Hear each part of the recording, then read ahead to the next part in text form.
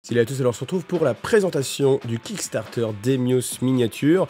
Kickstarter qui est incroyablement important pour l'avenir du jeu francophone, je dirais même pour l'avenir du jeu en Europe, pour le jeu de figurines en tout cas. Et si vous êtes amoureux des figurines en ABS, c'est typiquement le plastique que vous pouvez trouver chez Games Workshop. Et bien ça vraiment, ça a une portée qui peut être vraiment très grande et qui dépasse complètement en fait juste le Rhinogre. C'est-à-dire que là bien sûr, on vous dit voilà, on va vous proposer un Rhinogre, mais je vous invite vraiment à voir au-delà et à voir toutes les ambitions qu'il peut y avoir derrière la société qui va commercialiser en fait ce Rhinogre, qui passe par Kickstarter pour se lancer et tout ce que ça peut promettre. Donc on va regarder la figurine dans un deuxième temps. Là, dans un premier temps, je vais vraiment me concentrer sur le Kickstarter, vous montrer ce que vous pouvez acheter et puis ce que ça peut aussi procurer comme élément positif pour l'avenir. Donc le pledge de base, c'est 48 € pour 48 €. Là, actuellement, sachant qu'il y a des paliers qui peuvent se débloquer, vous avez 3 Rhinox, c'est des grosses figurines, hein, je vais vous les montrer tout à l'heure. Plus 2 drones, vont typer Mars Codora, mais ça peut servir pour d'autres jeux. Et puis des tokens, ça aussi les tokens, c'est assez utile. Tout ça, c'est en ABS, c'est-à-dire c'est vraiment le plastique injecté que vous avez chez Games Workshop qui se colle à la colle maquette. Voilà. Deuxième option, vous avez le bundle à 144 € qui propose en fait voilà tout ça, toutes ces figurines là. Et puis suivant le déclenchement d'autres paliers, voilà, on peut avoir des marqueurs en plus, voir si on atteint les 12 000 €, un autre kit de Rhinox, c'est-à-dire 4 Rhinogres. Donc ce serait plutôt sympa. Vous avez, si vous êtes joueur de Mars Codora, la possibilité, si on n'a jamais on atteint les 15 000, d'avoir des dés en plus. Et puis dans les add-ons, vous pouvez acheter pour 14 € simplement des pions plus le drone. Alors, je vous dis que c'est un projet qui est vraiment intéressant pour l'avenir, on va en parler. GAN Factory, premier projet. GAN Factory, entreprise française, 100% française. C'est-à-dire que tout ce qui va être plastique injecté, ça va se dérouler uniquement en France. Pourquoi c'est intéressant? C'est intéressant parce que, alors, je vais vous montrer plutôt sur le côté, regardez ce qu'il propose. Ce qu'il propose, contribution de 8 500 €. Quoi? Mais 8 500 €, ça ne s'adresse pas aux particuliers, bien entendu, mais ça s'adresse à des professionnels. Et encore, là, on est sur un pledge. J'imagine qu'il y a moyen, bien sûr, si vous prenez plusieurs choses, de négocier les quantités, etc. Mais ce que vous propose GAN Factory, c'est tout simplement pour 8 500 € de développer une figurine et d'en faire un tirage de 1000 exemplaires. Voilà.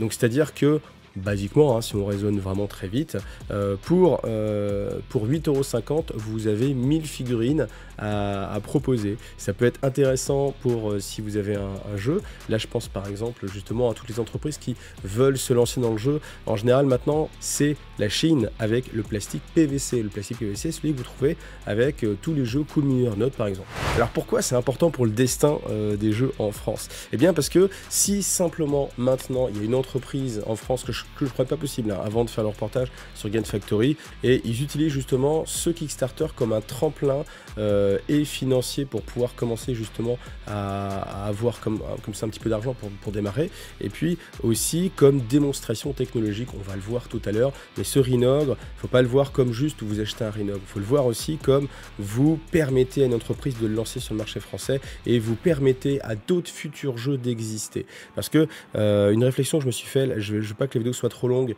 et on aura le plaisir d'en discuter dans un live si vous avez envie, hein, n'hésitez pas à venir sur un Indie Comeback par exemple, ce genre de choses. Là en fait, ma réflexion elle était très simple, c'était, je me dis, des sociétés comme Mythic Game. Ouais, leur Kickstarter, c'est compliqué.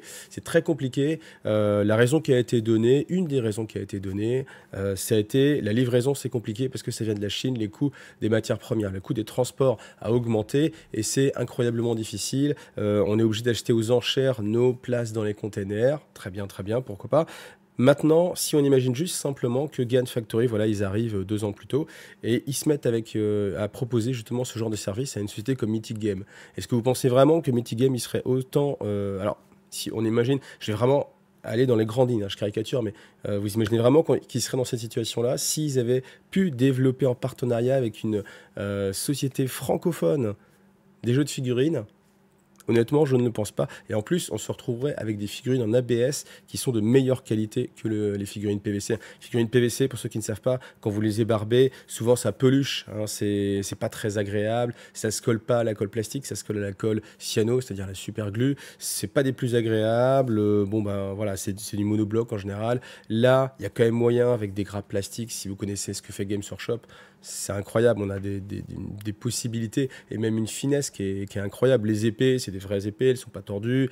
Donc voilà, et je me dis ça en fait simplement. Je me dis ce Kickstarter là, c'est pour lancer une société et cette société là, si jamais elle avait été là il y a 2-3 ans, je pense qu'une société comme, alors je prends l'exemple du Mythique, mais ça peut être une autre société, elle serait pas dans cette situation là à cause justement du fait qu'elle ait choisi l'option chinoise parce qu'il n'y avait pas cette option française qui existait. Voilà.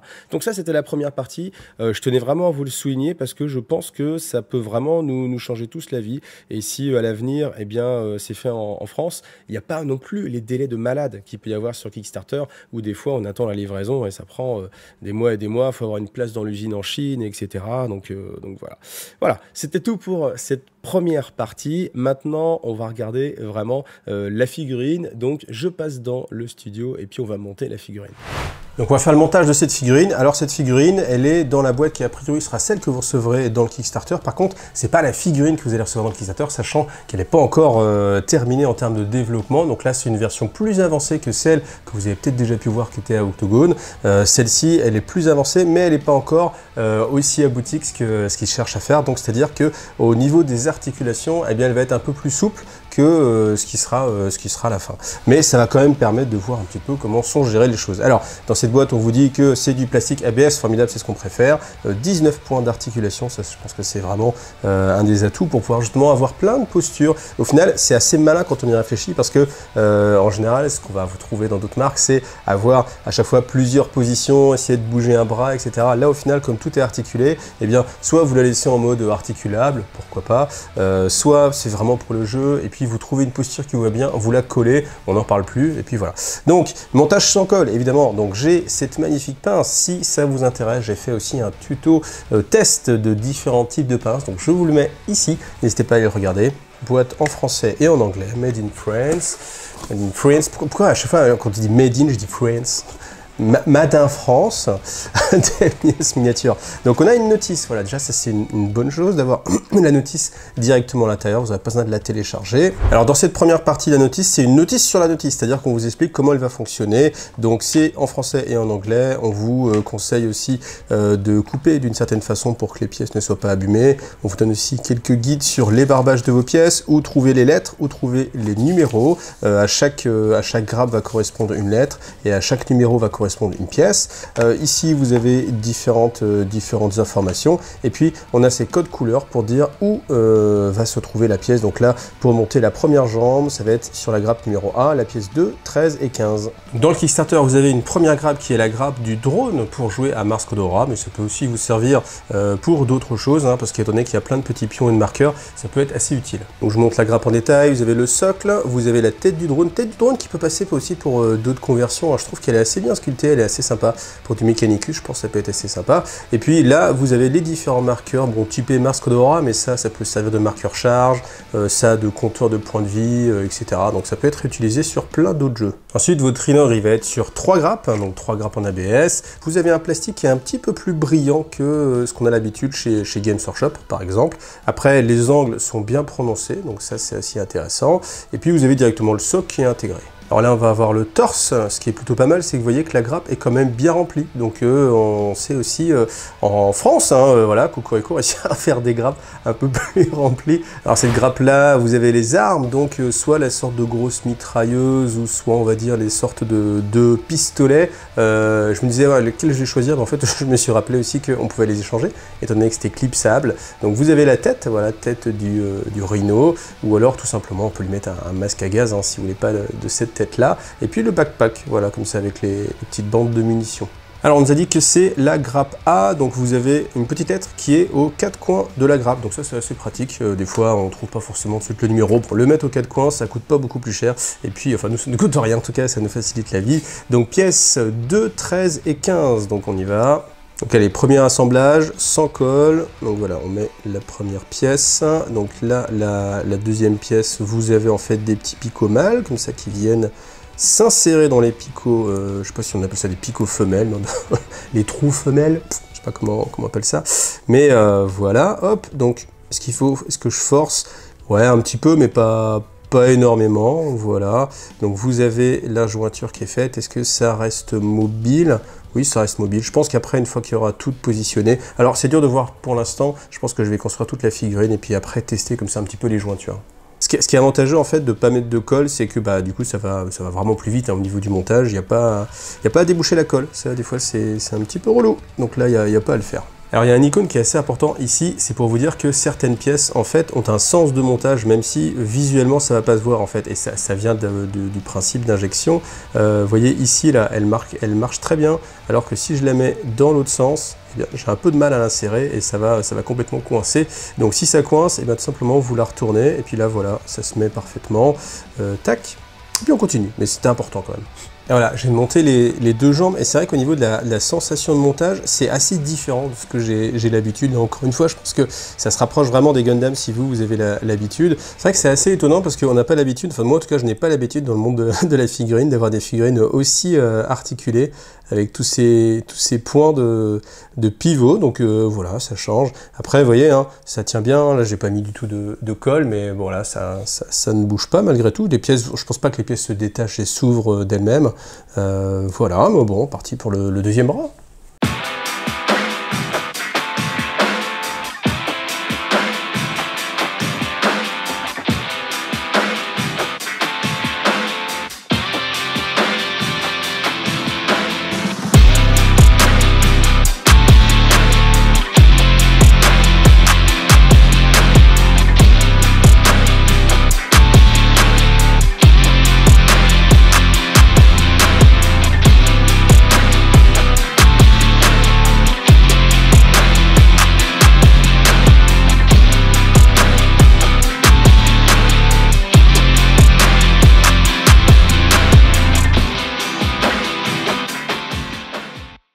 Alors voilà, je fais le monter le suspense, on commence par le drone, voilà, très facile à monter, voilà, avec le petit logo Mars Codora, ça peut servir aussi sur plein d'autres jeux, mais voilà, en tout cas pour Mars Codora, c'est tip top. Donc voilà le Rhino Green monté, donc je vous rappelle que c'est un prototype, hein, c'est-à-dire que c'est pas la version que vous aurez dans le Kickstarter, donc il y a encore des éléments à corriger. Ce qu'il va y avoir surtout c'est sur les articulations, vous voyez cette articulation, elle est assez souple, dans la version finale elle sera un petit peu plus rigide pour permettre qu'il puisse tenir en fait sans être collé dans différentes positions. Après, encore une fois je vous rappelle que ça c'est une démo technologique, c'est-à-dire que le but c'est de proposer quelque chose qui est très compliqué à faire, parce que vous imaginez bien que chaque petite jonction ça va être très compliqué de les gérer, mais s'ils sont capables de le faire, et ben clairement c'est qu'ils sont capables de faire aussi des figurines qui se collent de façon très simple. Donc voilà, rappelez-vous que c'est une démo technologique. Donc il y a possibilité, moi je trouve ça quand même vraiment riche, le fait de partir sur une seule figurine que vous allez articuler et que vous allez pouvoir la positionner dans la posture que vous voulez. Ça évite d'avoir à faire, oui j'ai mis deux flingues, j'avais envie, ça évite d'avoir à faire plein de sculptures différentes. Là on peut vraiment imaginer, alors sur des figurines peut-être un peu plus simples, avec pas forcément autant d'articulation, mais le fait de pouvoir changer l'orientation de la tête, il regarde à gauche, il regarde en haut, à droite, ça peut vraiment changer les choses, voilà. Donc après, vous pouvez aussi changer les armes, ça c'est le côté un petit peu modulable. Ça par contre, ça peut être très bien si vous voulez jouer WYSIWYG, c'est-à-dire what you see is what you get, donc soit il a une grosse mitrailleuse Gatling, soit il a par exemple double pistolet. Alors ça par contre, ça peut être extrêmement bien, et honnêtement, quelle que soit la marque, je pense que c'est très facile, enfin je sais pas si c'est très facile, mais en tout cas c'est une excellente idée de pouvoir clipser en fait les armes sans avoir besoin de les coller pour tout ce qui est changement de version, ça évite de se casser la tête avec des aimants, voilà. Donc voici la figurine, je vais vous comparer maintenant sa taille. Alors je vous le compare par rapport au Bullgrim, parce que je pense que c'est la figurine qui voilà, se rapproche le plus. Mais pour ceux qui connaissent hein, les secrets de l'histoire, en fait vous avez un humain classique qui se transforme en Space Marine, et là vous avez un Ogryn qui est déjà un surhomme qui se transforme à nouveau en sorte de Space Marine Ogryn. Donc voilà, ça c'est pour le petit fluff. Voilà, on va le comparer avec un Garde Impérial. Donc voilà, là ça n'a plus rien à voir. On sent la machine de guerre colossale. Voilà, ça peut passer pour un Dreadnought si vous avez envie, ça peut changer. Et puis ça peut être joué comme différentes choses, hein, dans bien sûr tous les jeux agnostiques, ou avec un codex peut-être qui existerait sur les Primo Green. Mais bon, ça reste un secret.